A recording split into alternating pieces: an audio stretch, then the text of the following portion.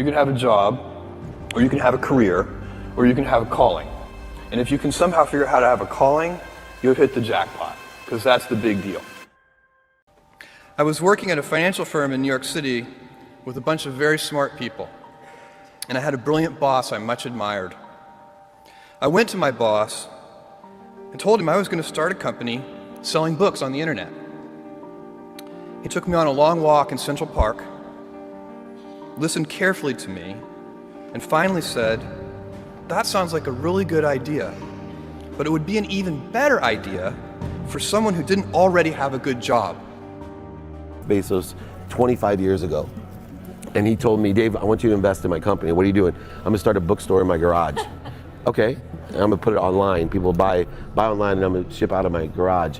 But if you invest in me, Dave, someday I'm gonna be the richest man in the world. I'll do over $100 billion.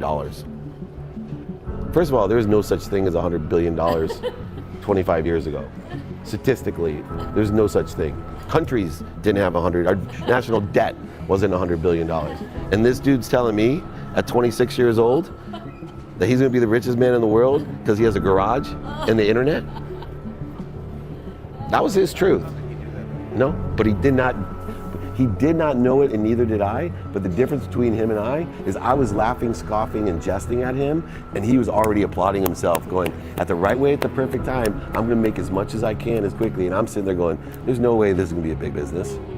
Do something you're very passionate about, and don't try to chase what is kind of the hot passion of the day.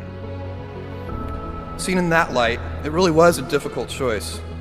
But ultimately, I decided I had to give it a shot. I didn't think I'd regret trying and failing. And I suspected I would always be haunted by a decision to not try at all. After much consideration, I took the less safe path to follow my passion, and I'm proud of that choice.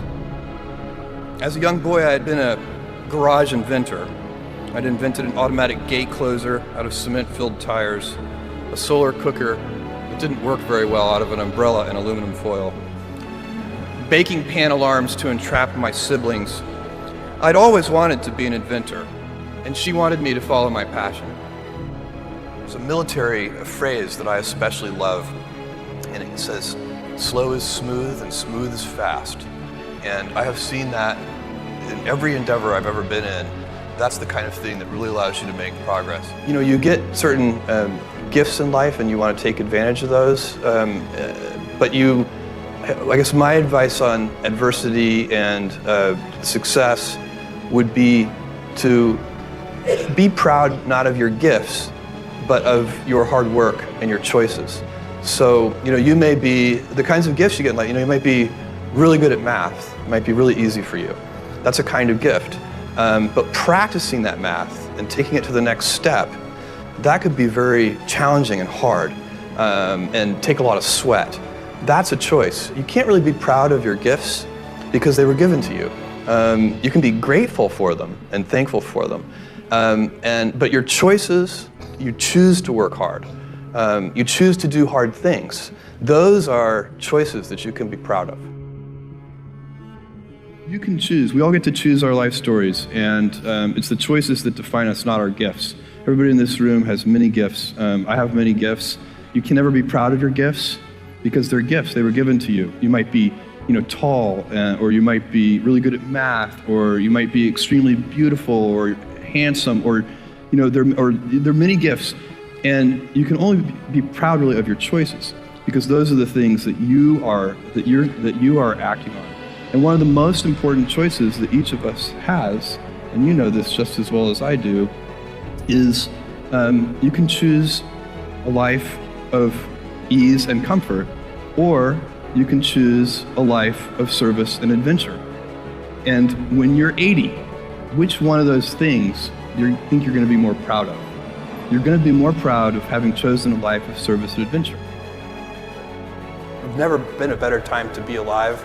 I mean, it's just incredible the amount of inspiration that the world generates for me, and I think for a lot of people. It's insane, the amount of change and invention and opportunity. your life, the life you author from scratch on your own, begins. How will you use your gifts? What choices will you make? Will inertia be your guide, or will you follow your passions? Will you follow dogma, or will you be original? Will you choose a life of ease, or a life of service and adventure? Will you wilt under criticism, or will you follow your convictions? Will you bluff it out when you're wrong, or will you apologize? Will you guard your heart against rejection, or will you act when you fall in love? Will you play it safe, or will you be a little bit swashbuckling? When it's tough, will you give up, or will you be relentless? Will you be a cynic, or will you be a builder? Will you be clever at the expense of others, or will you be kind? Every time you figure out some way of providing tools and services that empower other people to deploy their creativity, you're really onto something. You know, you're very lucky if you have a career. A lot of people end up with a job. If you don't love your work, you're never going to be great at it.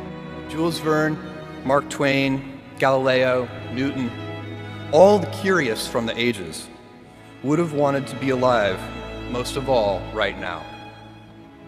As a civilization, we will have so many gifts, just as you as individuals have so many individual gifts as you sit before me. How will you use these gifts? And will you take pride in your gifts or pride in your choices?